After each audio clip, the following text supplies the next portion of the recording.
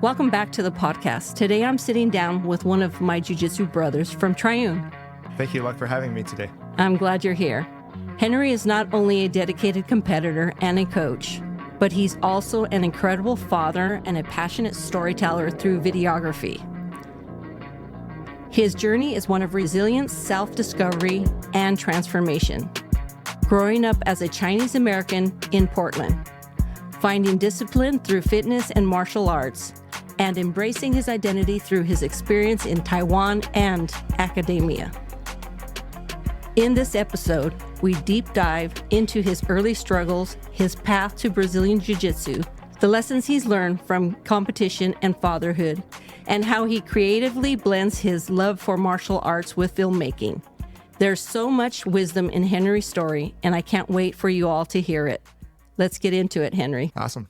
Cool. Henry, let's start at the beginning. Let's jump into your early life, what it was like growing up in Portland as a Chinese American.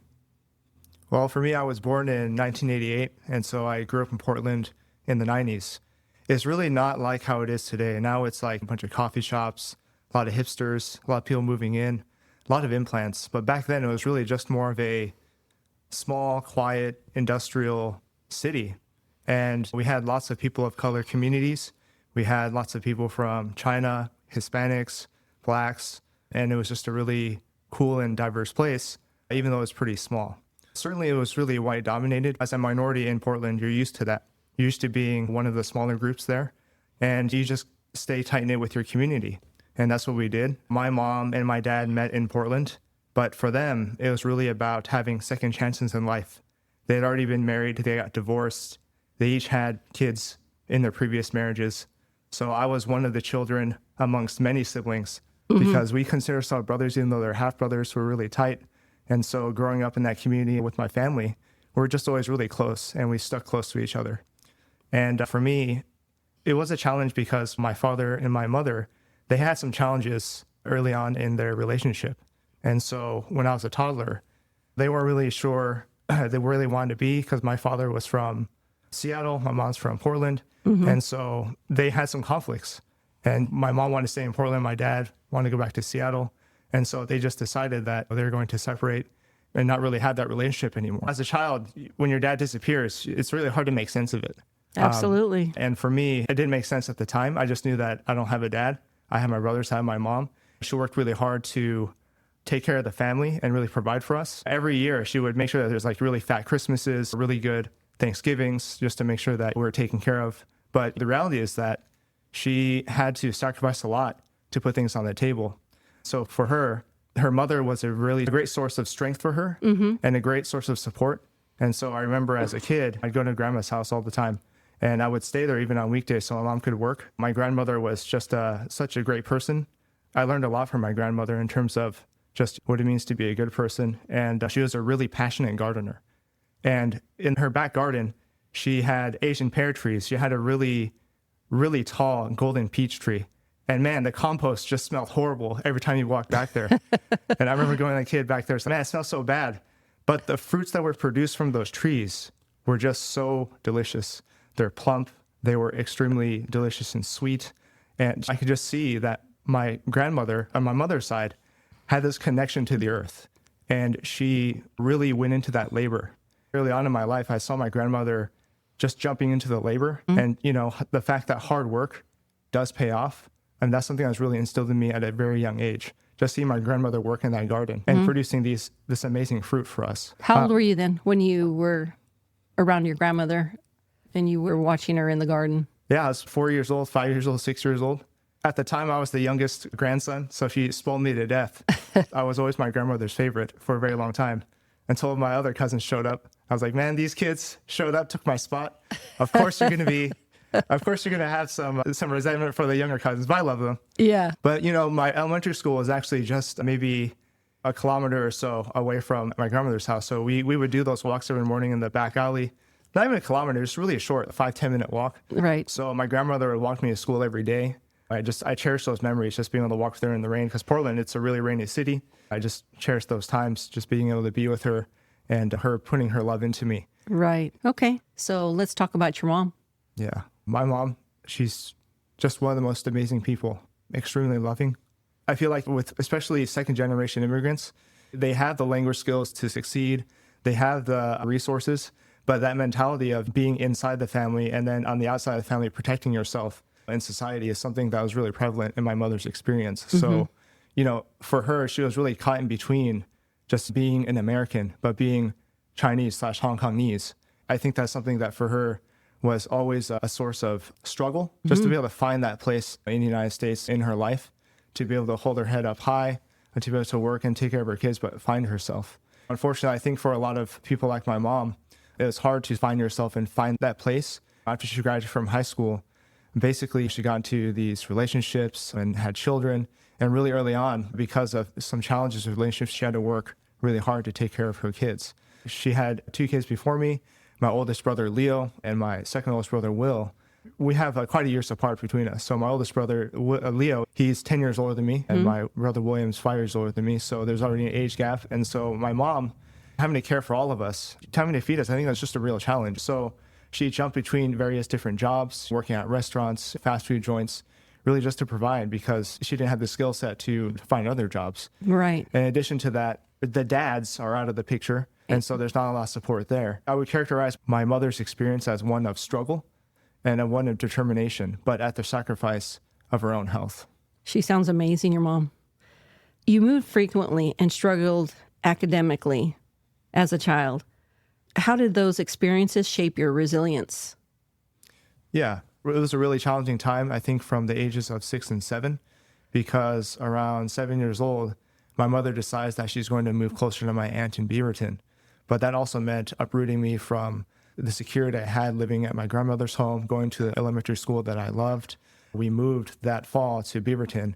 I went to one school, and I felt like at that time I was maybe one of the only Asian kids there, and I kind of felt shunned, felt like an outsider. I remember one time in the second grade classroom at that specific elementary school, they were talking about maps of the United States, and a lot of the students, they're like, oh yeah, me and my family traveled down to this place, and for me, I had no idea what even a map was. And I didn't even know that outside of where I lived, that there were these other states or even other countries. My world was so small, and I attribute that to just the kind of upbringing we had as Chinese Americans. For me, being a 2.5 generation Chinese American, the first generation being my grandparents' generation, the second being my mom, and me being 2.5, the fact that the world is really small for our community.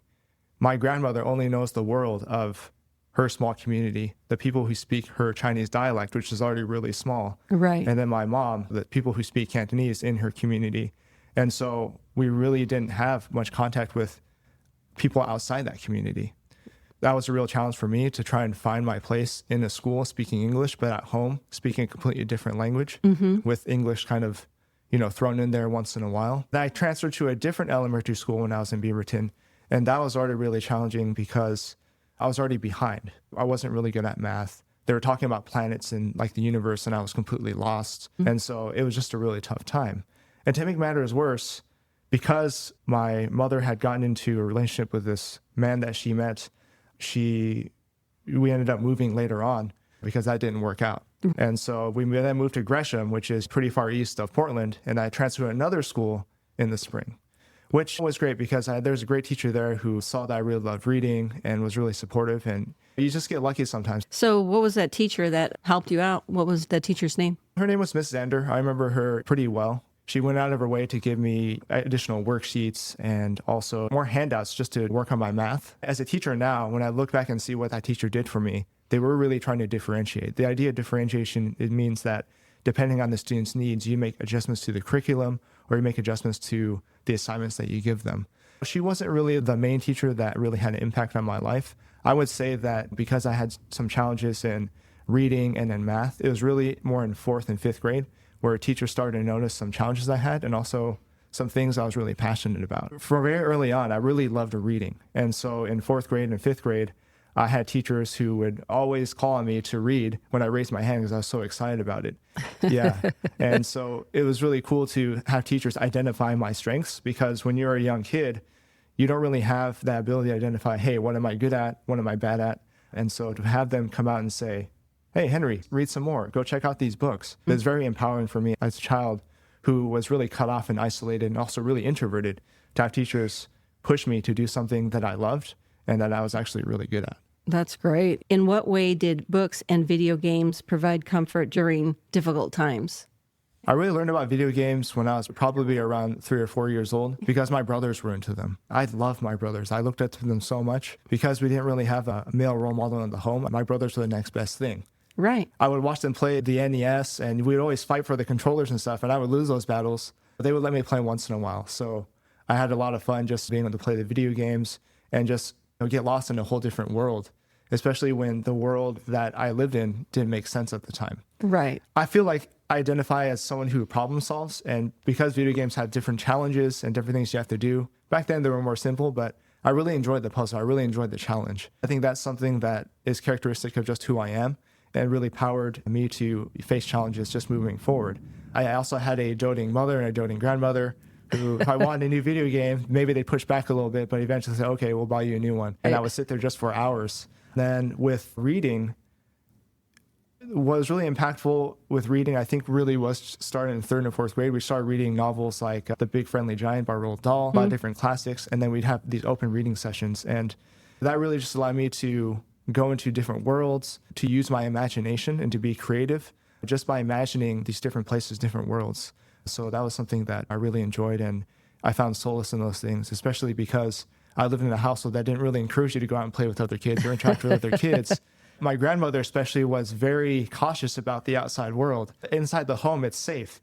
Outside in the real world, it's dangerous. Stay away from it. I wasn't even allowed to go and visit my neighbors, my friends who went to the same school, who lived right next to us. Why was the outside world considered dangerous? I think that nowadays we have a term for parents, what we call helicopter parents, or snow plowing parents. I think it's just because they had immigrated to the United States, and with the language barrier, there are challenges in communicating, and what they understand about the United States and the danger. That's a mentality that really never changed. Also really think too, it's related to just traditional Chinese thinking, where on the inside, internally, that's a family, it's close-knit, that's the most important unit. And on the outside, outsiders are not to always be trusted.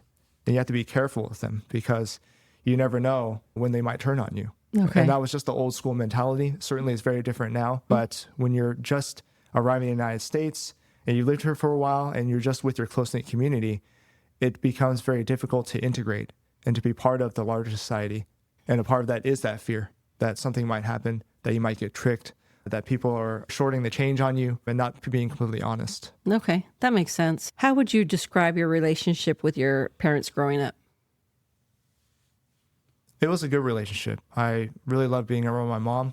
I always wanted to be around her as much as possible because she was away during work. And it was generally very positive. And I would also say, in terms of like discipline and how they communicate, it's just very old school. There's a lot of yelling in my family, but because it's a bigger family and I had lots of uncles and aunts, you really had to be allowed to communicate your message and to be heard. With my mom, it was a very nurturing and loving relationship. Like I said, she always did her best to care for us. And we talked about the Thanksgivings and the Christmases, which I really didn't go into, but basically, every Thanksgiving, the family would get together and they'd always prepare the turkey and then the mashed potatoes, all the different traditional items. It was those times where we always felt close to each other because we'd be breaking bread and eating and connecting, playing lots of video games with my brothers and my cousins. So it's just always a really fun time. My mother was always the center of that. She wanted to make those meals. She wanted to show her love and connect with us through food. How did your siblings influence your personal growth? Yeah. So like I mentioned before, because all three of us basically grew up without our dads, we really only had each other. When my mom decided to move, we all moved. And when we had to make those transitions, we all had to make those transitions no matter how difficult they were. When I was around 7 years old, my brother William was in middle school. My brother Leo was in high school. And unfortunately for them, they got involved in the wrong crowd. Back then, the ASEAN social culture was just on the boom. People of Asian identities, from Cambodian to Laos to Vietnamese to Chinese, were all getting together and having a sense of unity. But with that unity and with that solidarity, it didn't necessarily mean that positive things were happening. And they got involved with crews that were doing things like carjacking, stealing, credit card fraud, just really bad stuff. But My brothers, they loved me so much that they never wanted me to be part of that life or to introduce me to what they were doing. Right. And so they always tried to be good role models in front of me. And even my oldest brother, Leo, even in high school, he wanted to show his love, and he loved his little brother, and he wanted to take care of me. So I remember writing him Santa's Christmas list and said, here are the things I want for Christmas. And he would go out of his way to get these things for me. Wow. And even more, not just those things. And it was like that every year. For them to go out of their way to make sure in terms of material goods that I was taken care of is something that I'll never forget, and something that influenced me in terms of how do you treat people? How do you show that you care? And other things too is, despite them being uncontrollable and outrunning the streets, they were always respectful to my mom. And always just having the utmost respect for her, never yelling back, fighting back. I have nothing but good things to say about my brothers. I mean, obviously, as siblings, you fight. Sometimes you have certain conflicts, but the love is always there. They took care of you very well, even Yes. at their detriment in regards to doing things that weren't right, just to take care of you, to make sure you were okay. Yeah. At what age did you reconnect with your father? So in terms of my earliest memories of my dad, I remember him being there. We had moved into a house for a brief amount of time. But like I said, because my father and my mother didn't see eye to eye about where they wanted to be in the relationship, where they wanted the family to be, my dad basically left. And so he could pursue his job, so he could continue running his restaurant in Yakima, Washington. My mom, she's very headstrong, and she's very family-centered. So for her, there's no way in hell that she's going to leave her mom, her brothers, her sister to be with this guy. And my dad had to respect that. One thing I want to say, too, about me and my father is that I've thought about this, and I've said this to him, too. I respect your decision as a man. You need to be your own, right? You need to go do your own thing and exercise your autonomy. But then I always had some reservations about his decisions as a father. And there's a distinction between being a man and a father. Like, Absolutely. how do you exercise your masculinity and implement it? At the same time, how do you sometimes put that aside so you can be the best dad you can be? So there are a lot of question marks as a kid in terms of him being a dad and being a father. He would do his best. He would send letters. He would make phone calls. And when you're 5, 6 years old and this person's not there present in front of you, it's hard to have those conversations. You don't feel as inclined to say, hey, Dad, how are you? And so it was just very awkward to me, even though my dad was trying to connect all those years, to really connect with him and to have conversations with him, because the guy wasn't here. Right. Yeah. I lived basically through elementary school, middle school, not knowing my dad. I did decide to reconnect with him in high school. A really monumental experience I had at the end of 7th grade. I started running with the wrong crowd, and these were kids who were like into tagging and graffiti and vandalism. And during off-school hours, we basically, let's just put it this way. We were doing things at the school, after school hours, and we did get caught eventually. We spent a little bit of time in juvie. Then we went and did volunteer work to reflect on our actions. Those crimes did get expunged. So because we were just misled and doing things we weren't supposed to. But the funny thing is that the day that stuff happened was on Father's Day. And I remember the officer was talking to us like, I should be at home with my kids, spending time with them. I'm here dealing with your I'm not going to say that on this podcast. No, you can. You can curse all you want. But that officer was livid. I realized at the end of the community service and the reflection that this is not who I want to be. In retrospect, my brothers did so much work trying to make sure I didn't end up this way. It would have been a disrespect, a dishonor to them had I ended up running the streets and doing things I shouldn't be. And so I went back in 8th grade. I decided I want to turn things around. I apologized to the principal, to the teachers for the trouble that we caused. In middle school, I was always kind of like the class clown, so like, oh, Henry, stuff like that. Yeah. I was really serious about turning my life around, because by 8th grade, I was super behind in math. I wasn't a really good reader. There were a couple of times in elementary and middle school where the teachers were considering holding me back a year. So, contrary to this idea that the model minority myth that people from China and from East Asian countries are like really good at studying and so on, I was the opposite of that. I was super bad at math. I didn't really feel like I had any aptitudes in terms of being a good student, but I wanted to turn it around. And I think having that desire and that determination to change really reshaped things for me. It's just really prolific change. How did your experience in juvenile detention shape your future choices? Yeah, it was a very interesting time, and I was never usually the type of kid to get into trouble. I don't have a big rap sheet or anything, but it was a very short-lived experience. I do remember being in that area and doing some push-ups, because I was like, oh man, this is tough. I need to do something to pass by my time. So I was like doing something I thought I saw in the movie, but it was very short. And then basically after that, we had some community service, and that experience was pretty boring. It was just like going to the parks and removing a bunch of blackberry bushes and doing that every weekend. And I knew I didn't want to be doing that. Also, I met some kids there who would take my lunch, even though I put my name on it, and that they weren't very friendly. And so I think it shaped me in terms of helping me understand what type of person I want to be and to be lawful. Yeah, it was a very pivotal moment that helped me decide I want to be a different person. Yeah, that makes sense. Okay. Let's go into some of your fitness journeys. What was your relationship with sports and fitness in your early years? I wasn't very athletic. When I was in elementary school, I did really love basketball. I think that was an influence of my brothers because they loved basketball. They loved Michael Jordan. They were around during the golden era of basketball. And so I remember in second grade, because it was so difficult for me, I think they had noticed. And on my birthday, they had bought a really cool Michael Jordan gift for me. They weren't home to deliver it because they were probably out having fun or doing something with their friends. But I walk into our dingy apartment, and it was a really cringe apartment. Like, you would find cockroaches in the cereal and stuff. It was just bad. But there were things that were positive about those experiences. And one of them was finding this gift on the ground. It was a Michael Jordan bag. You could see a picture of Michael Jordan going up for a dunk. They had some balloons attached to it. It was just a really cool gift. Whatever my brothers were into, I wanted to be into as well. And one of those things was basketball. I really loved playing basketball in elementary school. And then in middle school in seventh grade, I was like, okay, I want to go and try out for the basketball team. And I go to the practice. We do some suicides, which is running back and forth the courts a bunch of times. I'm left-handed but right-handed at the same time, ambidextrous. It wasn't really clear which hand I wanted to use. Later on in life, I realized I shoot left-handed, but my layups were bad. I couldn't really do a jumper. I didn't really have athleticism. I was also a little bit overweight as a middle school student, and I was like kind of coming off, but not quite yet. And I remember running past the coaches, and I heard them say, yeah, he's cut, and just being really open about who's being cut. I was just so upset, and I was so demoralized that I told myself, I don't want to come back to this practice. I don't want to play basketball anymore. So I would characterize my experience, my connection to fitness early on as not very positive, and I didn't really see myself as an athlete. Any other sports that you were involved in besides basketball?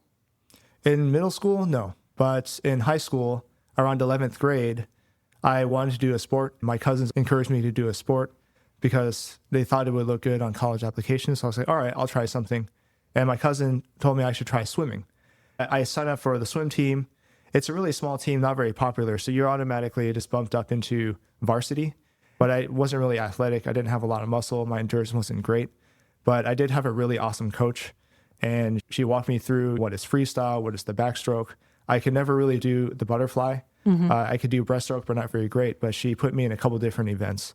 The first one was the 50 freestyle. And then the other one was the 100-yard freestyle. I worked on my freestyle.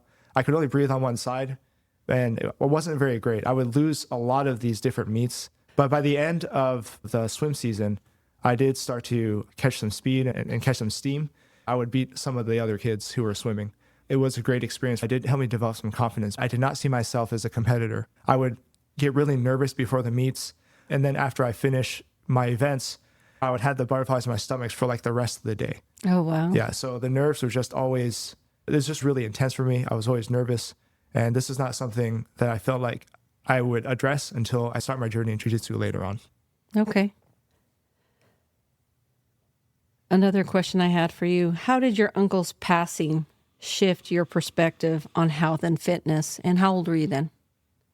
Yeah. When my uncle passed, I was in my 20s. And I was living in Taiwan at the time. And during that time, I would make sure to exercise regularly, maybe go on a run, maybe do some push-ups and so on. But I never really took it seriously because I was so involved with my life as a student. And when he passed, it was really sad for everyone. It was very sudden. He had a heart attack, was in a coma maybe for a week or so before passing while in the coma. And so it was a real shock to me. I remember when that happened, certainly I was upset, but I was also recollecting the last conversation I had with my uncle, which was very positive because we had fights. He dealt with a life of addiction, which is not easy for any of us. I remember him coming to my mom's house, asking for money.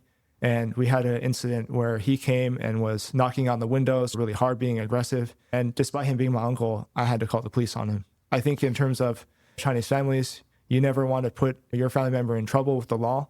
But I was trying to protect my mom, but it was a very negative experience for him. But we had patched that up before he passed away. So I was very happy to have a positive conversation with him. He encouraged me to continue studying. But then a few months later, he died because of health issues, just that constant accumulation of damage to the body because of the addiction that he fought all those years. And so I decided at that moment that I needed to prioritize my health, and that is the only thing that I have. And by then, I fell in love with basketball again. I had met a really awesome crew at the National University who loved to play basketball from 3 to 7 p.m. I would go almost every day just so I could ball with them. It was just pickup games, a lot of fun, a lot of good connections. But in addition to that, I also picked up running again. Running was never really hard for me. I think because of my build, I'm a lanky guy. I can run, and I love running. So I started off with 5Ks. I would make some PRs in my 5Ks, and then I would start doing 10Ks, get some PRs. And I was like, okay, this is not challenging for me. I was looking through news outlets, and I realized that at the city I lived in at the time, they had a annual marathon. I was like, I'm going to sign up for the half marathon because I'm just starting. Couldn't register for it because all the other persons that thought the same thing decided that they're going to register for the half marathon. I was like, I'm just going to go for it, full marathon. I told my brother, it's like, bro, you signed for a full marathon, you're going to shit your pants. I was like, nah, that's not true. 3 months out before the full marathon, I start training for it. So I started tapering up, going to do 15Ks, 20Ks, 25Ks, 30Ks. The most I ran before the marathon was the 35K because I didn't want to top out. And I remember how challenging it was. And it's funny because after you finish running for about 2 hours, your body starts developing these salt crystals. They do. I've never experienced that before. Like, whoa, I guess my body is using a different source of energy because I had exhausted whatever I had. Right. So it was also a very interesting experience to understand how my body works because I never pushed it that far before. I would also try to model as much as possible when the event would happen. We think that coffee crew is really, oh man, I have to wake up at 7 to get to coffee crew at 7:30. No, that's not that bad. I woke up at like 3:30 a.m., go to the 7-Eleven in Taiwan. I'd eat a really high carb breakfast. Right. I start running at 4. And I wouldn't finish my run until 7, 8, 9 a.m. Yeah, so coffee crew folks, that's not early, man. No, that's really hard. No, not trying to diss coffee crew. I love coffee crew. I finish up the training. I start tapering down and I'm running. But then I noticed that my T-band starts getting really tight. I'm like, oh shoot, I'm like 2 weeks out. I would feel injured. I was super worried. And I think one of the first times where I was preparing for an event where I felt like I may have been injured. I did some research. I talked to other runners too to see how they deal with this. And I started stretching a lot more. And by the time I get to the event, I'm ready to go. Awesome. That's good. So how did pushing your physical limits translate to other areas of your life? Yeah, I can go back to just the event itself. I think that marathon was a real defining moment in terms of where I wanted to be physically, mentally, and how it transfers to aspects of my life, because it wasn't easy at all. Once you jump into that run, you're running with a giant crowd of people. It's like nothing you've ever experienced. That's just something so unique in itself. We had ran all the way out into the boonies into the areas of Taiwan where all you can see is rice paddies. But it was cool because along the tracks, they would set up different stations. They would have an ice water station with sponges so you can clean yourself up. You could have some snacks. But around 35K, like I was feeling it. I started cramping up. I was like, I'm not sure if I can continue. But I did end up finishing around 5 hours and 30 minutes, which is just below that 6-hour limit. So it wasn't great, but a finish is a finish. And that's what we wanted, right? You know, moments like that, I think were really important for me because it just taught me that with anything in life, whether it's fitness or academic goals or just being a better person, that if you set up a plan, you should definitely make steps for it so that you can achieve your goals. If you put your mind to something, you can definitely achieve it, but you want to make sure that it's consistent. And I think also the determination, because with anything that is difficult, that's hard, you're going to want to quit. You're going to want to stop. But in those moments when your mind is telling you to give up, you need to keep going. So Henry, we were talking earlier in regards to you being the first in your family to graduate high school, correct? Yeah, that's right. Tell me a little bit about that experience and have you talk about what inspired you to move to Taiwan? Sure.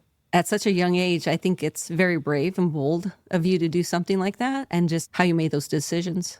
Yeah. Basically, high school was a whole another game for me when I entered in the 9th grade. In middle school, you could skate by just doing the tasks and the different assignments, taking your tests, and no one really say anything. But in high school, it was a very special high school because you had to apply to get in. And I had learned about this high school while I was still an eighth grader from my friends, Kemrong and his brothers. They're a Cambodian family that also come from immigrant parents. They taught me a little bit about what it takes to get into like a good high school. Kemrong, his older brother, had applied to this high school and got in, and he was always raving about how awesome it was. And I think that was a motivator for me to try something different. And so I applied to Benson Polytechnic High School, and that's where I spent 4 years of high school. It was just really different because it was more of a selective school, and that meant that the pool of applicants were also quite excellent. It didn't matter if you're Indian, Chinese, Vietnamese, Black, Hispanic, everyone wanted to put their A game in. Everyone wanted to be excellent. They wanted to go to places like Stanford, Harvard, Yale. And if not there, then they wanted to go to some of the best tech schools in the country. It was the first time I was with a cohort where everyone was trying to be excellent. I couldn't really do the athletic piece, but I knew I could put my mind to being a really good student. And so at that time, I had really good mentors in English classes that led me in the right direction. I had a good college counselor. The high school graduation wasn't a very big deal to me, but for my parents and for my brothers and my aunts and uncles, it was a big deal. I was basically the first in my family to graduate from high school. I'll be honest, I failed chemistry, but I did have to retake it. It wasn't a smooth process. Okay. And this is just me on my own, doing the best I could, having some good support from teachers. And so I go to Oregon State University for the first year, getting to know students for the engineering program. And they're like, yeah, you have to take a bunch of math. You've done pre-calc, but students who come in usually have already finished calculus and so on. You might be here for 5 years, 6 years because you're behind in math. Right. And so it's just the same theme as before. When I was in grade school, I was behind in math, and it was very discouraging for me. But I did have passions in writing. Like I would work super hard on my English essays. I really loved speaking in front of class. I was getting into music at the time, and I really loved just anything that had to do with the humanities. And so I decided right then and there that forget this, it's not the path for me. I don't know how passionate I'm going to be as a computer engineer, but I really love reading. I really love interpreting literature. And so I became an English major. I also decided to be a writing minor and a music minor so I could really engage in those creative activities. And so I was there for a year at Oregon State. I decided I'm going to go back to Portland State University so that I could be closer to my family and be part of the music scene. When I was at Portland State University, I was getting really into music. I also had to take a foreign language class. And I had already taken Spanish in high school, and it wasn't very interesting to me. No diss to people who speak Spanish. It's just at the time, I didn't feel like it was right for me. Right. I had been whitewashed for so many years. Like I didn't want to speak Cantonese. I didn't want to hear it. I didn't want to reconnect with my culture. That for some reason at that time, I don't know why, I was like, Chinese doesn't sound too bad. I'll try it. It was really damn hard. We talked about the fitness was difficult, but this was like intellectual challenge. I was just kind of skating by on the grades in that class, but something about it really attracted me. It's like the repetition, the muscle memory you need to write those characters that could be 5 strokes, 10 strokes, 15 strokes, 20 strokes. And being able to know that and be able to recall it and write it, something about that repetition, I think, resonated with me in terms of my sensibilities as someone who likes movement. Right? So I continue to work hard in Chinese. It's a very technical and strategic language. And so I wanted to keep pursuing it. And after about a year, I could have a basic conversation with someone. I could do some basic reading, but it was nowhere near a high level proficiency.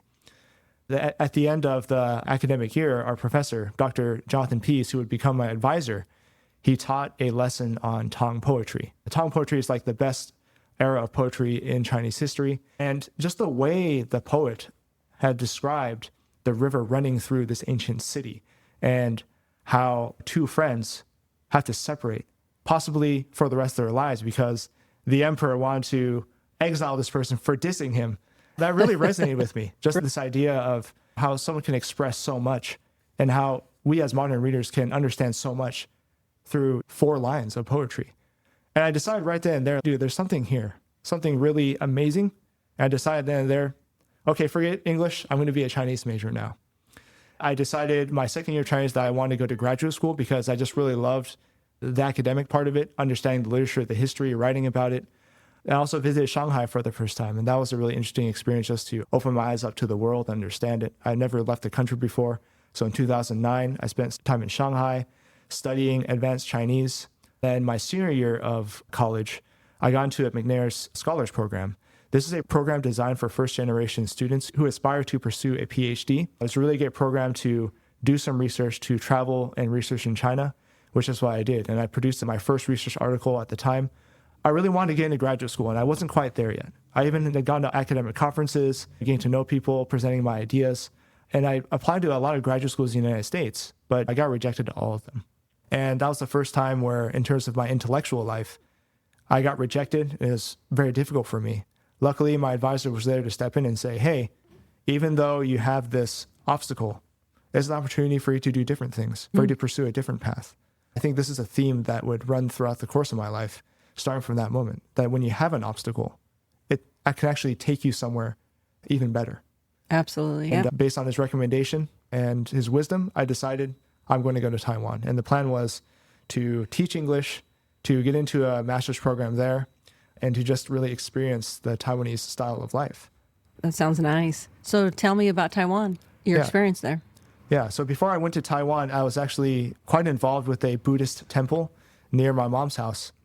This is probably going to be a bit of tangent, but my mother had a very complex relationship with religion throughout her whole life. I think she was seeking some sort of spiritual sustenance, and she tried to have a positive impact on us as well. So when I was a toddler, yes, I went to Jehovah's Witnesses, these sermons. We also went to a Baptist church, and I did get baptized as a Christian when I was very young. But my mother, I think for her too, she decided to go back to her roots, and we eventually returned to Buddhism, which is my religion now. And so at that temple, there was a master whose brother was a Buddhist master at another temple in Tainan, Taiwan, where I would go. And so they arranged for me to stay at this temple. And that would be my initial experience in Taiwan. My Chinese was good enough at the time that when I arrived, I could greet them and also participate in some of the sermons in the morning, eat vegetarian. So even though I wasn't part of the Buddhist order officially, I did enjoy and also experience some of the Buddhist lifestyles while I was at that temple. Wow, that's amazing. Yeah, I visited a Buddhist temple at one time in my life, and it was really calming. I really loved it. Yeah. For me, it gives me an energy and a way to move through my life and move through the world with a certain type of grace. Because in Buddhism, the idea is that everything is impermanent, and that in life, despite having different joys and different experiences, that suffering does color much of our experience as humans. And so it's to understand these truths and to find some sort of grace or some sort of understanding and appreciation for the suffering that we go through, so that we can move through life better and just move through with grace and better enjoyment. It was really great for me to experience in Taiwan. And I think that just that experience would allow me to understand suffering as a reality, understand that our bodies, our experiences, they don't last forever. But there's something in that we can embrace so that we can have more fuller experiences moving forward. Right. How did immersing yourself in Taiwan culture shape your sense of identity? I think the first impression I had of Taiwan was really more focused on how people interacted with me as a foreigner, as someone with a connection to the heritage, because everyone was really friendly and they would always offer their help. I remember just going into the taxi for the first time too, and just how welcome I felt by the taxi driver, very professional, asking where I'm from or where I'm headed. And then also the members of the temple were all just very helpful and always willing to help me with anything. And so I think for me, how I would define that experience in Taiwan is it's people. They're very friendly, very enthusiastic. It's not like in the United States. People here, certainly we're friendly, we care about each other, but it's really focused on cultivating the individual. The individualism is really important, whereas when I was in Taiwan, we're all a part of the collective. We're all in the journey together, and we offer help always. There was no exception. People just want to help each other. When I was in graduate school in Taiwan, I went to National Cheng Kung University in the Chinese literature department. Every professor I met there, certainly they wanted to pursue their research, but they saw themselves as really serious teachers, always trying to help. Even if they had a class of 20, 30 students, they would sit down and give me so much good feedback on how to improve my writing, how to improve my Chinese, what direction I can take my research. So I'm just so grateful that I had these amazing teachers. It's just generally really positive. People show you their warmth, and there's nothing duplicitous about it. Wow, makes me want to visit there. What were some of the toughest and most rewarding moments in graduate school in Taiwan? Difficult. For me, it was mostly just the time I had to put into the work because Chinese was still a foreign language to me. I basically had to learn it from zero.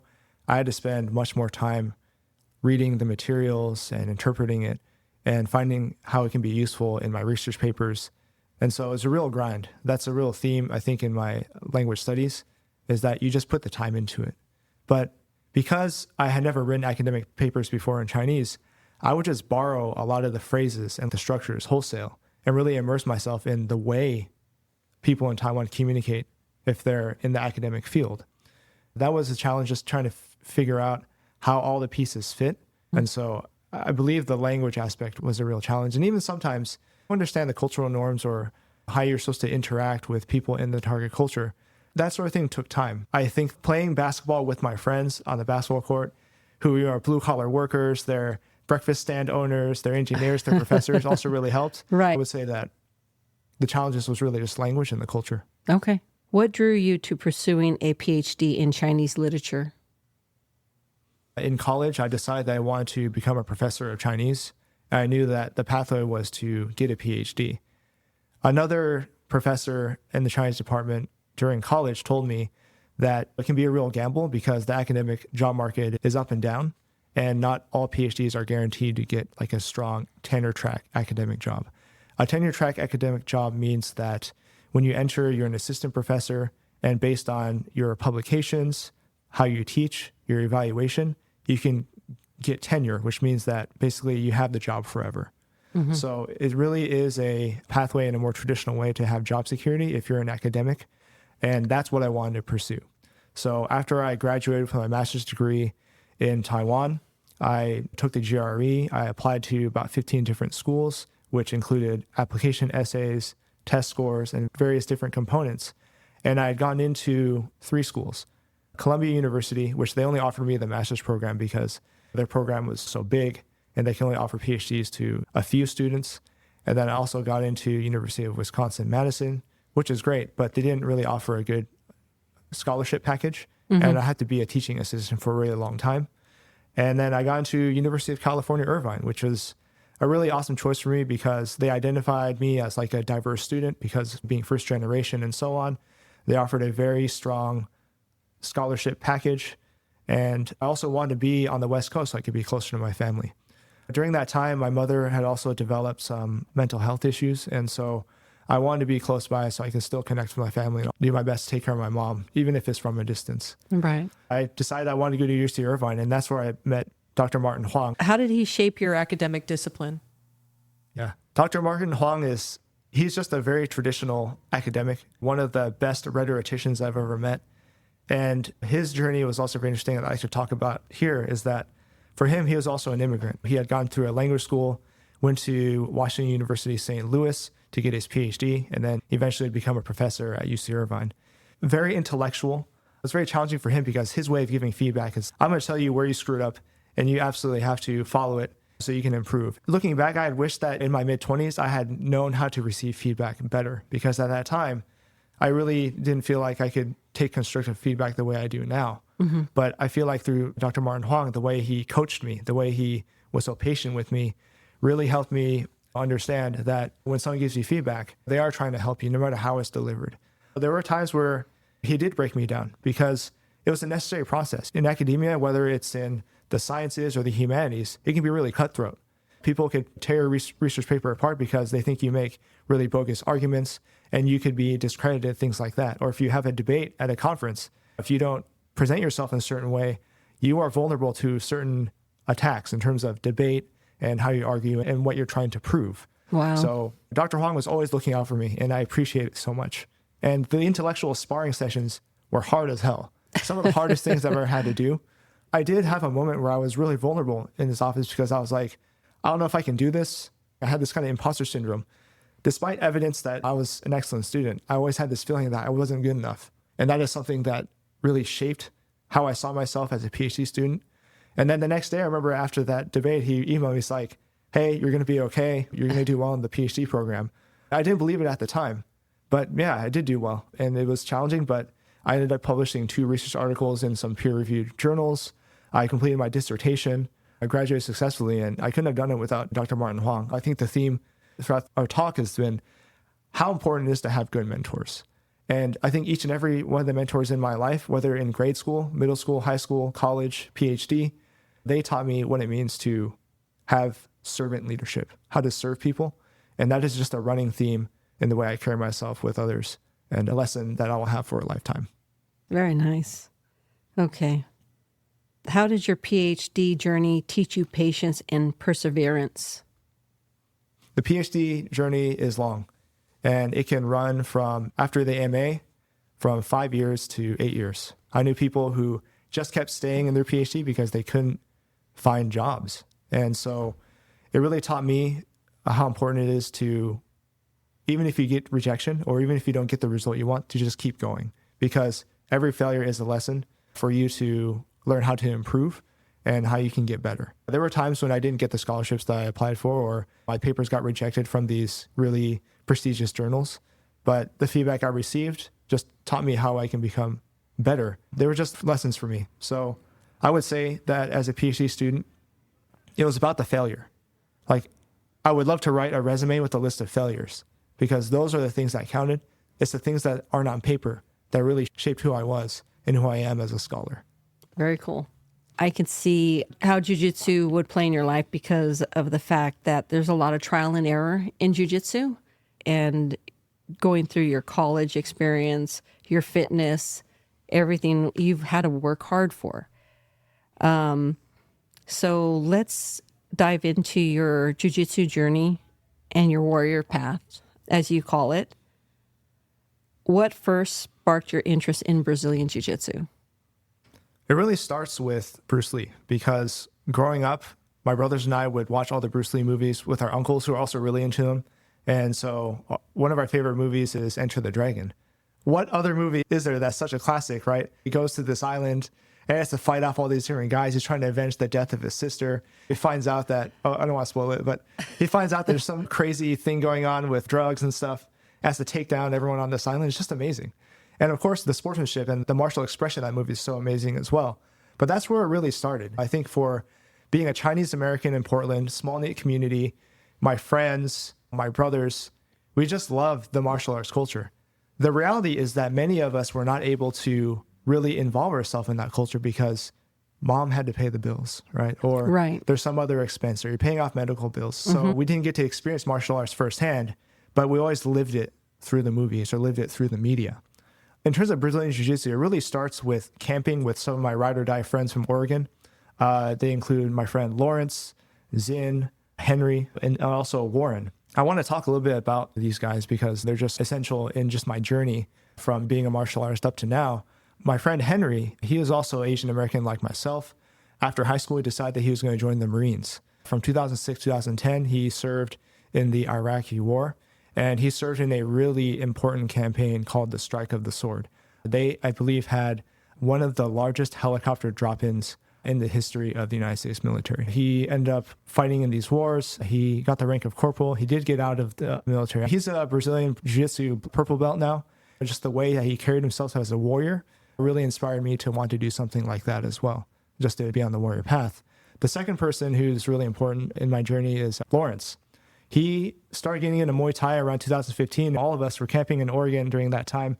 And he's like, hey, come learn some striking. I was like, what is this thing? We stepped by some trees. He was like, yeah, just try to strike this bush a little bit, strike these leaves. And he sort of taught me like a 1-2. And then he also taught me how to slip. And that was really my intro into martial arts in general. Right. Eventually, when I got back to the university for the PhD, I would go and take a traditional jiu-jitsu class. So we did some very basic things. We learned basic striking. We also did a big hip throw, the ogoshi. We also learned osotogari, some basic sweeps off the ground.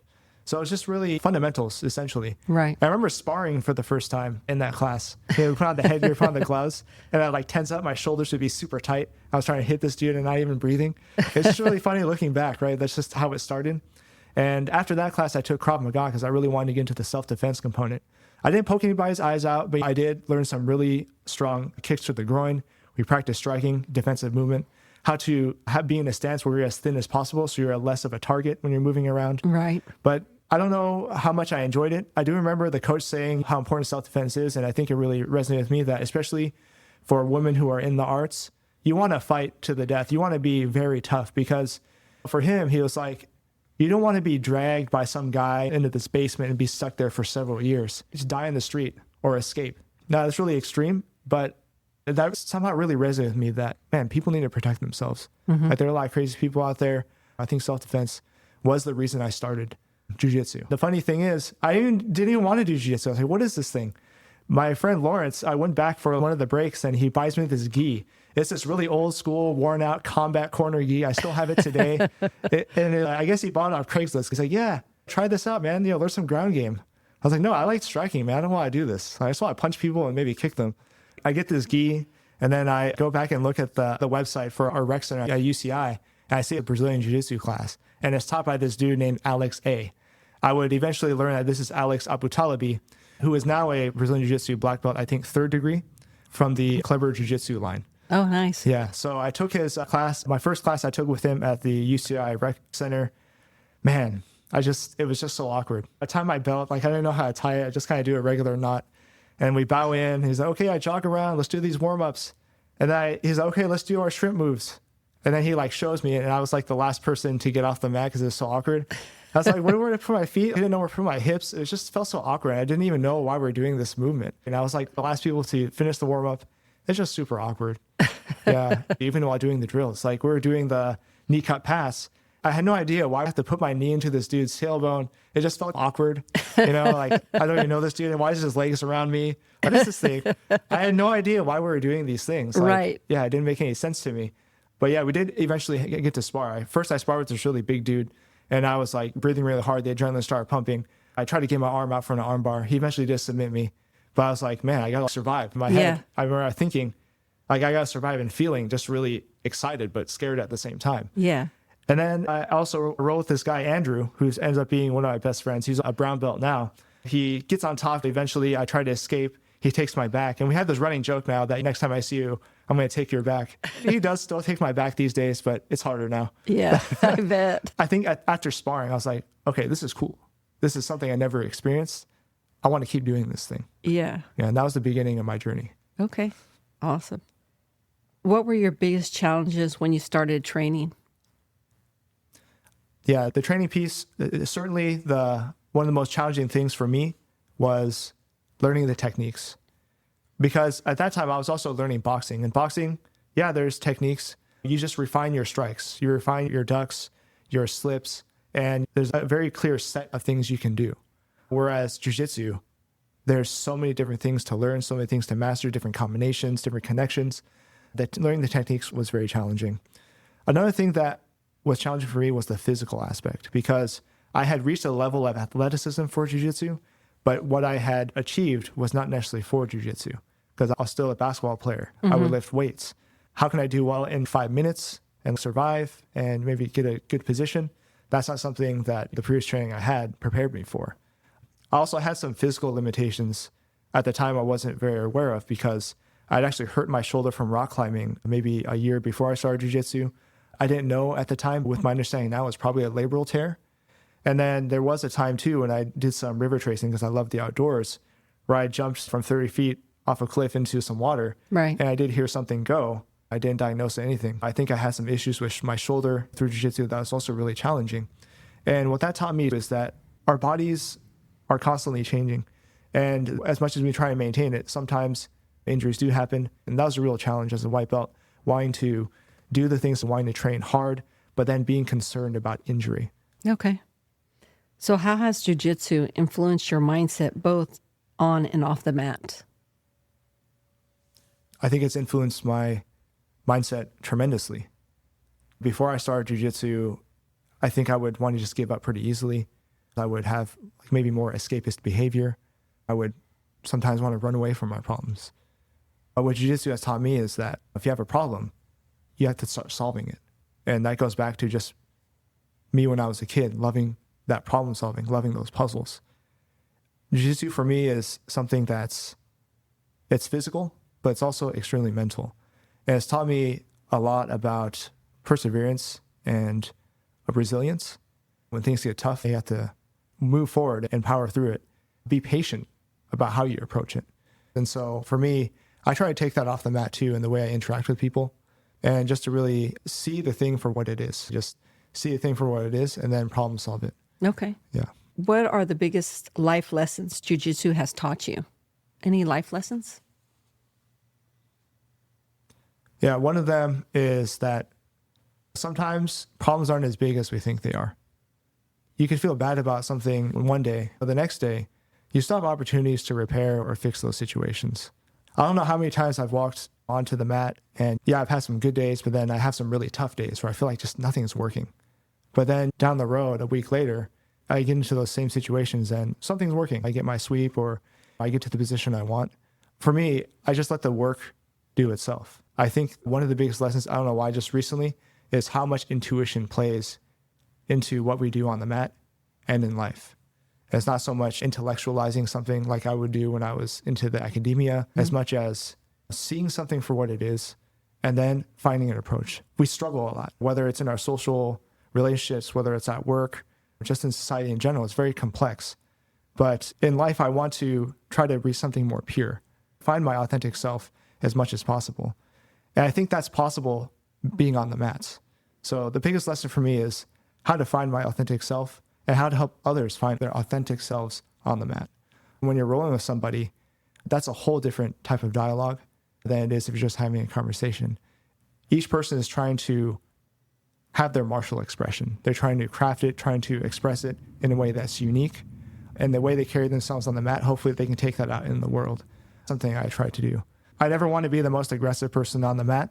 I want to understand what it is I'm in that specific sparring session, whether I have to push or I have to pull, whether I have to wait. And I want to have an unmoving mind. That means that I'm not worried about what my next thing is. I'm not worried about whether this guy's going to submit me and stuff like that. I just want to be in the moment so I can see the mind of the person in front of me for who he or she is. And then I decide, okay, I'm going to move. This is my next thing I'm going to do. Mm-hmm. Yeah. Let's talk about the 4 schools that introduced you to Brazilian Jiu-Jitsu. I know you traveled to many places. Can you talk to us about those? Yeah, of course. So after I got my PhD, I was moving around a lot, but that also meant that I had to go to a lot of different jiu-jitsu schools. The first gym that I went to was called Valhalla Jiu-Jitsu in Irvine, California. And that was basically the school you would go to if you went to any of the UCI, recreation, BJJ classes. And I had a coach there, AJ Albert, super cool guy. He would always play lots of cool tracks when we rolled. And he was also a clever BJJ black belt. And I just learned a lot from him. He was always very casual about the way he conducted his classes. And you could tell that he cared about his students and cared about their progress. And it was really where I refined a lot of my fundamentals. I trained there with my friend Andrew, who was my best friend in jiu-jitsu. And we also had a judo black belt that would visit us in that class named Judo Nick. He's a Kodokan black belt, and he would also teach us takedowns. So that is where I learned one of my favorite moves, the Sumi Gaeshi, which is the sacrifice throw. So really thankful that part of my journey. I had to move to Utah for work, and so I found a gym called Paul Tom's Academy of Jiu-Jitsu, and he is a Flavio Bearing black belt. Flavio Bearing is one of the red belts from Helio Gracie, so it was really amazing to be part of that lineage. And at that school, it's more traditional jiu-jitsu. They're very focused on self-defense, and everyone there had just super good top game. Everyone's just like tough as nails. And I feel like at that school, that's where I really refined how to have good pressure. A lot of fun rolls. I also competed again during that time. I didn't get any wins. So it was a learning experience for sure. Okay. And then your third place? Yeah. My third gym was Elite Team Monterey. And I have a really interesting story for that one because it happened around COVID. So in August, I moved to Monterey for work, and I had looked up all the different gyms. I found Elite Team Monterey. I messaged Mark Gutierrez, and I was like, hey, are you guys open for class? I really love to train again.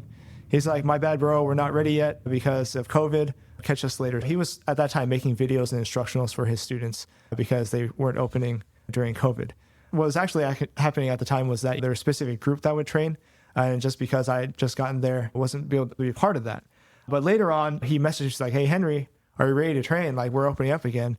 And of course I was ready because it had been 6 or 7 months of just training around with my dummy. I'd also met a couple military guys and we were training in their garage, so I wasn't really getting much jiu-jitsu. So I go to Elite Team Monterey. I was really impressed by the space. They had a nice mat space, but in the back there was like a cool lounge area with a couch. They had some gym equipment. And then what was really great was that you could always shower after you're done to get ready for work. I learned a lot from Mark. My first time, it was hard as hell. It was just so difficult. People were really tough. They saw my blue belt and they're like, dude, we got to get this guy. But that's the type of environment I wanted. I wanted a place where I could challenge myself. Mark's instruction was just so amazing, very patient, very cerebral, very articulate, and just very well-rounded. Every time you go into Mark's class, whether you go in the zombie crew at 0600 or you go to the evening class, he has something for you, whether it's takedowns, passes, escapes, submissions, anything from the guard, closed guard, open guard variations. That was the time where I was enjoying the buffet, learning many different things as a blue belt. I was also refining my top game. One thing I learned from Mark that I'll never forget is how you combine the X pass, the knee cut pass, and the folding pass. Being able to work between those three, it really shaped my game at the time, and I still use it to this day. I think what really makes a good instructor, and especially for Mark and many others, is whether they give you something that you can take forever and that you can use forever. And Mark definitely did that. When I was at Elite Team Monterey, I never had any wins. Like I had never won before at a competition. I already competed maybe in 4 comps when I was a white belt. Mm-hmm. And I just didn't do a very good job. I didn't feel like a competitor. I would get pretty scared and nervous. I said, hey, Mark, I want to get ready for a comp. And he's like, all right, man, let's get you ready. I was just training at the gym really early in the morning. And I had to do that because I was actually commuting from Santa Clara to Monterey every day, hour and a half each way, so I could go to the Defense Language Institute where I worked as a professor. So I would wake up at 4:30 a.m., drive, train with those guys, and doing that pretty much as possible to get ready for this competition. We get to the competition. It was here in San Jose. Mark there's coaching me. And my first match, I jump in, and he's just screaming at me, stay on top. I try my Sumega, it doesn't work. I end up on top. But I was already like so gassed. But, working through the X pass, the folding pass, the knee cut pass, I was able to get some points. I did win on points, but I'll just never forget that feeling of getting my hand raised up for the first time. It really put a fire in me. I just lit something up inside me that I want to keep doing this. I want to keep competing and just improve myself and challenge myself. It was just a really amazing experience. I couldn't have done it without Coach Mark. That's awesome. So when did you arrive at Triune? Yeah, Triune was around 2022. It happened around the same time as that competition. I had been teaching at the DLI for a long time. Really loved my guys there. I was a team leader, assistant professor, but I wanted to be close to my family. I felt like being away for so much in the evening was not good because I wanted to maximize the time I have with my daughter, the time I have with my wife. We work at the same school now, and at that time I had to find a new gym again. I love being with Mark Gutierrez at Elite Team Monterey, but I needed to find a place to train. I did different trials all around the area in Campbell, in San Jose, in Los Altos, and then I found Triune. Actually, I came in here on my birthday, and I had brought in my daughter. The most important thing was getting her to start doing jiu-jitsu. And Coach Josh was there at the time. And it was funny because actually I had met Coach Josh before I walked into this gym. I actually met Coach Josh at a Fightcraft coffee crew in Nogi. And I thought at the time, like, hey, Coach Josh, he has a good deep half game. But I just learned recently that he doesn't do deep half that much. Maybe it's just had a day he wanted to do deep half. But he hates deep half. He doesn't hate it. He just doesn't like being there on the bottom at all. Yeah. He's a smaller guy, so he wants to stay on top all the time. Yeah. I walked into Triune. I also did some reading about Triune before, and I learned that it was a nonprofit, which I think really resonated with what I want to do as a practitioner of jiu-jitsu. And this is not to say that the gyms who are making profit are doing anything bad. I mean, they're providing a service where people can empower themselves, they become stronger, they become better. But the fact that Triune is doing something without thought of profit to really benefit the community really resonated with me. And not only that, coming to this gym, I just really enjoyed the vibe, the focus on self-defense, also the focus on competition, on improving ourselves. And all the coaches are just super cool. Like the way that Coach Josh rolls, the way he teaches, it just resonated with me. Like I knew that I wanted to learn from this guy. I want to continue to learn from this guy. And under his instruction, I want to be the best that I can be. Coach Josh was also kind enough, despite just being a newer blue belt, to let me teach some of the kids' classes. So a place where I can teach, a place where I can be the best competitor, where I can also be a hobbyist, is the perfect match. And this is why I chose to be at Triune. Also, meeting you, Lucky, was one of the most amazing things. I know we'll go into the BJJ Mixtapes things later, but to meet someone who's able to combine the art with something creative, that's also very inspiring to me. So I want to thank you for everything that you've done to document and create a photo history of what we do, and also a verbal and video history of what we do. That's so amazing. Thank you. what resonated with you is your videography and being able to display that for us and document the roles at the Coffee Crew and at our gym. It's really fun watching yourself and just seeing the reality of how you move and where you can improve. So thank you for that too. Yeah, no problem. BJJ Mixtapes, it's a passion project. It started out actually after that competition in 2022. Coach Mark had recorded all my matches, and I went back and looked at them and just seeing how I rolled. And because it was the first time, I was really excited. The first time that I actually won one match. I lost it to Scary Gary from One World Jiu-Jitsu off a knee bar. Oh, it is what it is, man. I shouldn't have been doing daily heat in the first place. It was cool seeing myself, and I was like, oh, maybe I can put this in iMovie and start editing it. And then I did some highlights. I did some parts where I was like, okay, yeah, they mounted me, but I got out of the mount.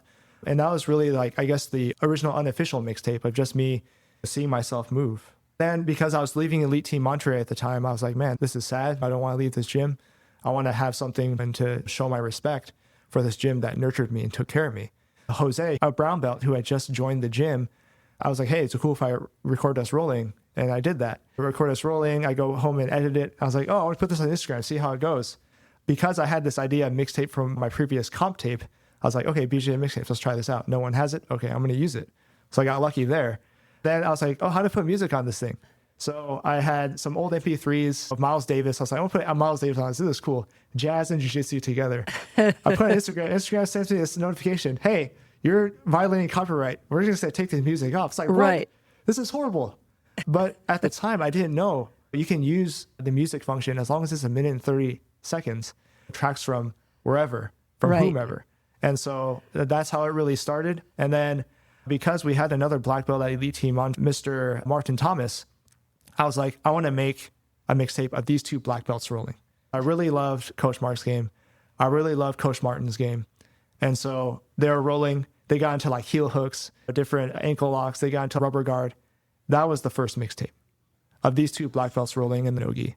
That's where it really started. The idea was to document the rolls, to give credence to the expression that they have on the mat, their martial expression. But I also wanted to document practitioners who are not Roger Gracie, who are not Marcelo Garcia, who are not these big names, like the real heroes of jiu-jitsu. What I would do is I would record the rolls and then edit them, put music on these videos, and also do a blurb about who these people are, how they started, where they're going, why they love jiu-jitsu, and what their journey is like. So it's really a historical project for me. That's really important to me. Yeah, it is.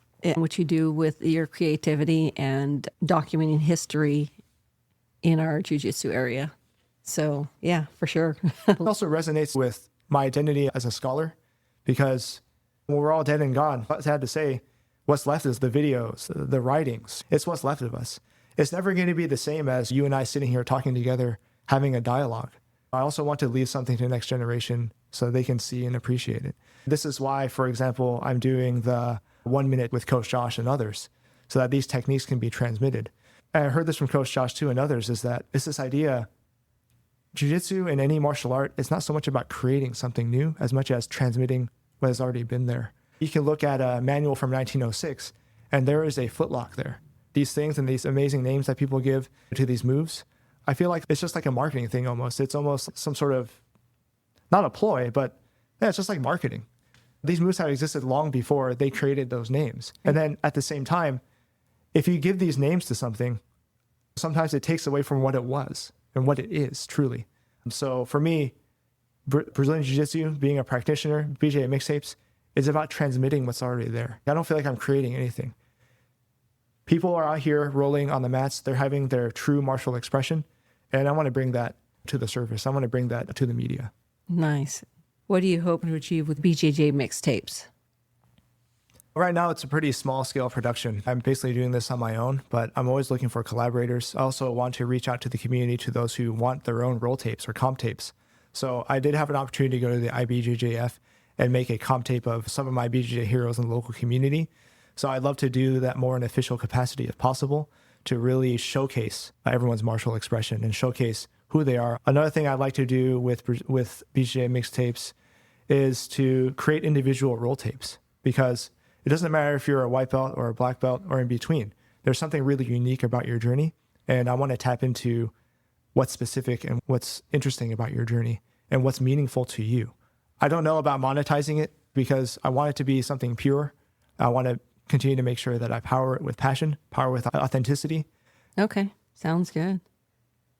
Let's start closing it out with a little bit of background on your wife and your daughter, Riley.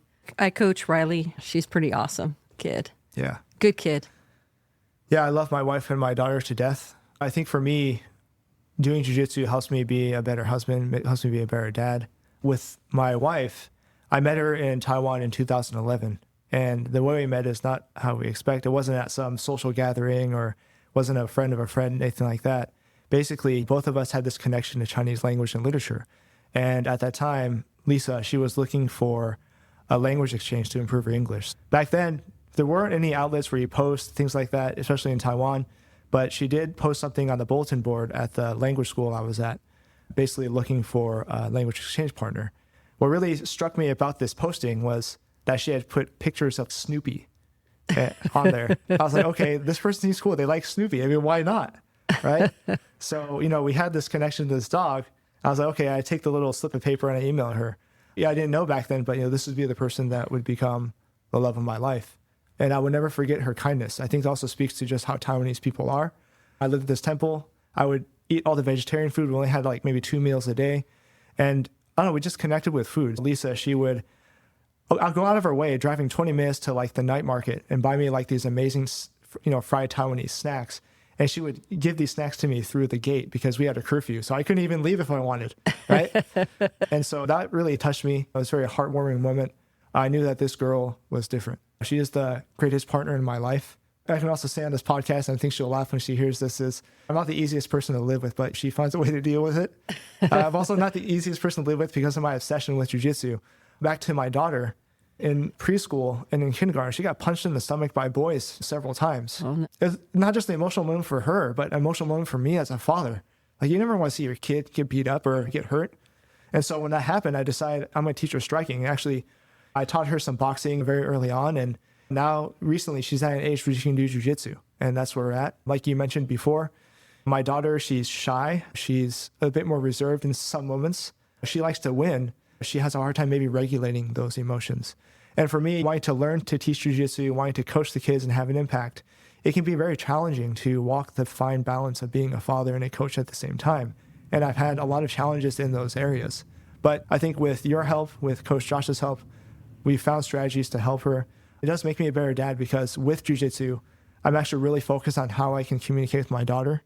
Having her develop her own autonomy and be able to communicate the needs that she has, and to just develop confidence in herself as a person. We do our best to teach, but also not teach so much because I think as teachers, like we want to instruct and we want to have her set up for success. However, my wife and I both understand too that she needs to embrace struggle and have positive struggle. That's actually like a really key term right now in social emotional learning is how you teach students positive struggle that, even if it's difficult, you can work through it and something positive can come out of it. I was so proud when she got her hand raised at the competition. This is a feeling that I never had until 5 years into my jiu-jitsu journey. So for her to be able to have that for the first time, I think is very empowering for her. I think the crowd and the loudness and like the intensity of the competition maybe freaked her out a bit, but I'm so confident and very excited to walk her through the journey and help her embrace just everything that's going on, what we can do with our nerves, how to be a good competitor, because I only recently learned myself. So this is a journey that my daughter and I share, how to be a good competitor, how to have good sportsmanship, how to work through nerves. I just restarted judo recently, and I'm like not the best judo guy. Like it's super slow. I have to do things a million times to really get it. And that's how it is for jiu-jitsu too. But recently, Coach Dan, who's our judo instructor here at Triune, said, Henry, I can see the gears grinding in your head right now because I had tried to execute a throw and I was like thinking too much. But, Coach Josh has made a very good observation. This is the same expression that my daughter has when she's unsure of herself. So, I don't know, maybe the confidence thing, she got it from me, or, maybe it's just something that we all have to work through, whether you're a kid and you're an adult. It's just how to develop that confidence, how to be really in touch with that movement, right? And know it so it's in your bones, basically. Yeah, absolutely. What do you hope to achieve with jiu-jitsu in the future? Right now, my goals are to just be the best coach that I can be and also be the best competitor that I can be.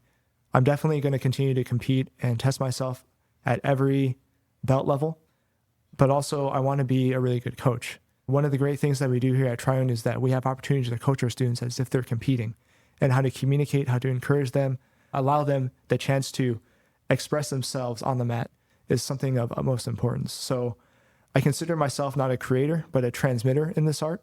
And I want to transmit what I've learned from my coaches to students so that they can continue to transmit this in the future generations. Our bodies are like blades, right? When we are born, they're fresh, they're new, they're just forged from the fire, and they're really sharp. But as we age, our bodies tend to fall apart, or they just slowly deteriorate, and we do our best to maintain them. Maybe we have to throw them through the forge again and go to our physical therapy, do our weightlifting, moderate our jiu-jitsu. And I know that someday my body is going to break. I'm not going to be rolling forever. That's okay, because I know I can teach until the day I die. And that's what I want to do with jiu-jitsu. I want to transmit the art. I want to have an impact on the community. I want to teach to make sure that these kids are prepared, that they have confidence, and that they can transmit this art to the next generation. So for me, it's about continuing the legacy. It's about continuing the tradition, and to make sure that this art is not forgotten, and to empower people to be the best versions of themselves. Henry, let's start winding down here. You're a blue belt in Brazilian Jiu-Jitsu. So finally I got my blue belt on the podcast. Yeah, awesome. What advice would you give somebody starting Brazilian Jiu-Jitsu? My first piece of advice for a white belt starting jiu-jitsu is to be open-minded to what's happening. Because when you go in and start jiu-jitsu, you may not make sense of what's going on or why you're learning it. And you can definitely talk with your coaches about that. But just being open to the experience and the fact that it's going to take time to get in touch with your body and understand how these movements work for you and with different partners, especially when you start getting into sparring. The second piece of advice I would give to a starting white belt is to moderate the amount that you're training, because it is tough on your body. And if you're not conditioning and taking care of like your joints and so on with different exercises, it can fall apart pretty easily. So I would have a conversation with your coach to see how much you want to train, at what intensity, how intense you should roll. Be open with your instructor about what questions you have and how you want to design and organize your training. I think that's an important piece. The third piece of advice I would give to a white belt is if you have an injury, whether it's major or minor, definitely take it seriously, because it can really prevent you from doing the movements and the things you want in the art, especially if you're constantly trying to nurse a nagging injury, or if it's something more serious that would maybe affect the stability of one part of your body and so on. So definitely take those seriously and don't neglect what your body is trying to tell you. Yeah, that's really good advice. Yeah. Things that I wish I would have known going in as a white belt. Yeah, and I think too is for white belts, it's sometimes they're in here because they want to have fun, or maybe they want to be a competitor, or they're doing it for self-defense. And it's important to reflect on why you're doing this journey, because it's a really long one. Because if you don't understand why you're doing it, it may dissipate. Having those goals in mind and setting up the steps to achieving those goals, I think it's really important. Maybe you want to go and compete for the first time. Maybe you want to check out open mats at other schools. Maybe you want to see what Coffee Crew is all about. I keep advertising for Coffee Crew. I just love it so much. Yeah. Also, communicate with people around you, your coaches, your other teammates, because you're all part of a team. They want to help you. So any sort of challenges you have, having that open line of communication, I think is just so important. I wish I had been open to my teammates more when I first started. I feel like they had a lot of wisdom I could have gained had I the courage to talk with them and ask them how they can help me, or I can help myself with those specific pieces of the journey. Yeah, absolutely. Henry, you've been an amazing jiu-jitsu brother, and I'm glad I'm on this journey with you here at Triune with Coach Josh. I hope we continue to stay on this journey together, and I look forward to more of your mixtapes. Thank you for coming on the podcast. I appreciate your time and what you give to this jiu-jitsu community. Thank you. And we will talk soon. Thank you, Lucky. It was a real pleasure to be on this podcast. I'm always looking forward to being on this journey with you. I'm just very grateful to have this opportunity. I look forward to learning together. Awesome. Thank you. Bye.